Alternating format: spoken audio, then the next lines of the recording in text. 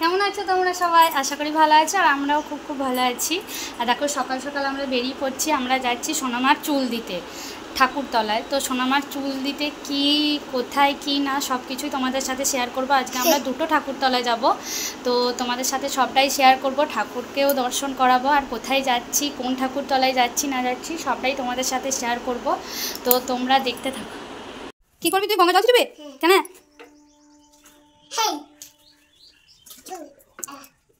গঙ্গা জল ছিটালি? কোথায় যাবি? বেড়াতে? বন্ধুরা আমরা বেরিয়ে গেছি, সোনামার বাবা গাড়ি বের করছে, আমরা গাড়ি করেই যাব দুটো জায়গা তোমাদেরকে বললাম। তো চলো আমরা বেরিয়ে পড়েছি। তারপর আমরা পৌঁছে গেলাম প্রথম মন্দিরে। প্রথম মন্দির বলতে দু জায়গায় যাব বলেছি, আর এখানে আমরা প্রথমে এলাম। এটা হচ্ছে বাবা কালাচাঁদের মন্দির আর কি। এখানে আমরা দুধ ধরা, সেই জন্য সোনামার যখন হয়েছিল তখন 1 বছর হওয়ার পর যখন ন্যাড়া মাথা করেছিলাম তখন এখানে চুলটা দেওয়ার কথা ছিল আর কি, তো সেই থেকে দেওয়া হচ্ছিল না, ওই জন্য আজকে এলাম। আর দেখো এখানে পুজো হচ্ছিল, আর নিচে নামিয়ে পুজো হয়, পুজো হয়ে যাওয়ার পর আবার ওপরে সিংহাসনে তুলে দেওয়া হয়। তো চলো তোমাদেরকে একটু দেখাচ্ছি বাবার মূর্তিটা। বাবার মূর্তিটা হচ্ছে কচ্ছপের মূর্তি আর কি, পাথরের গোটাটাই। আর এখানে দেখো পুজো হয়ে গেল, তারপর ওপরটাই তুলে দেওয়া হচ্ছে। আর আমরা সবাই মিলেই এসেছিলাম, সোনামার বাবা, আমি, যেহেতু সোনামার নামই পুজোটা দেওয়া হবে। সোনামাকে তো না নিয়ে হলো না, আর কোথায় রেখেই বা আসবো সোনামাকে, ঘরে তো কেউ নেই, সেই জন্য সোনামাকে যেখানেই যাই নিয়ে যেতে হয়। এত রোদ গরম, তাও কিছু করার নেই। আর একটা একটা করে দিন পেরিয়ে যাচ্ছিলো, কিছুতেই হচ্ছিল না, ওই জন্য সামনেই গঙ্গা স্নান করে এলাম, সেই জন্য আবার তাড়াতাড়ি করে দিয়েও এলাম, কারণ সোনামার বাবার ডিউটির কোনো ঠিক নেই আর নেই, সেই জন্য। আর দেখো তোমাদেরকে সামনে থেকে দেখাচ্ছি, দেখো বাবা কালাচাঁদকে ওপরটাই তুলে দেওয়া হলো। আমরা মালা নিয়ে এসেছিলাম, রজনীগন্ধার মালাটাও পরিয়ে দিয়েছে।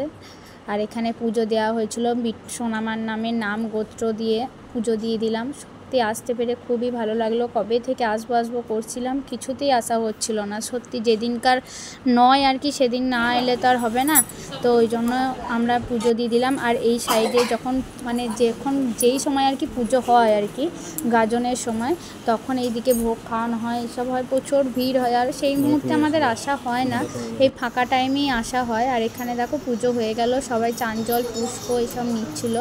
তো আমি যেহেতু সোনামাকে নিয়েছিলাম, ওই জন্য সোনামার বাবা গিয়ে চাঞ্জলটা নিয়ে আসছিল, তারপর আমরা চাঞ্জলটা খেয়ে নিয়েছিলাম, সোনামাকেও খাইয়ে দিয়েছিলাম। আর অনেকজনে মানে এত দূর থেকে আসে, সত্যি মানে যেই ঠাকুর মানে কথা মানে মনের ইচ্ছা পূরণ করে, যতই দূর হোক সেখান থেকে আসা যায়। মেমারি থেকে একজন এসেছিলো, সেটাই গল্প হচ্ছিল, সোনামার বাবা বলছিল। তারপর সোনামার জন্য প্রসাদ নিয়ে নিচ্ছিল, ওখান থেকে প্রসাদ পুষ্প নিয়ে নিচ্ছিল। তো সোনামাকে ঠাকুরমশাই বলছিল, তাই টাটা দিয়ে এলো। যেখানেই যাবে সেখানেই আর কি, মানে কোথাও না গেলে আর হবে না। তারপরে সোনামার বাবা ওখানে একটু সোনামাকে, আমরা খাইনি যেহেতু আর একটা ঠাকুরতলা যাব, সেই জন্য এখানে সোনামাকে একটু মাথায় পুষ্প দিয়ে প্রসাদ দিয়ে দিচ্ছিল। তারপর দেখো এই মানে গোটা এরিয়াটা জুড়েই আর কি মন্দিরটা, এখানে হরিনাম কীর্তন সব কিছু, পুজোর সময় অনুষ্ঠান হয়। এদিকে দুর্গা ঠাকুর আছে, এদিকে কালী ঠাকুর আছে, এখানে কালীর মূর্তি, এখানেও পুজো হয়। আর চলো আমাদের পুজো দেওয়া হয়ে গেল, এরপর আমরা বাড়ির পথে বলতে আরেকটা জায়গায় আছে, তো সেখানে যাবো। এখানে পুজো হয়ে গেছে, আর এরকম ইলেকট্রিক ঢাক বাজছে। তো যাই হোক, তো চলো আমাদের সাথে দেখতে থাকো, আমরা আবার যাচ্ছি অন্য একটা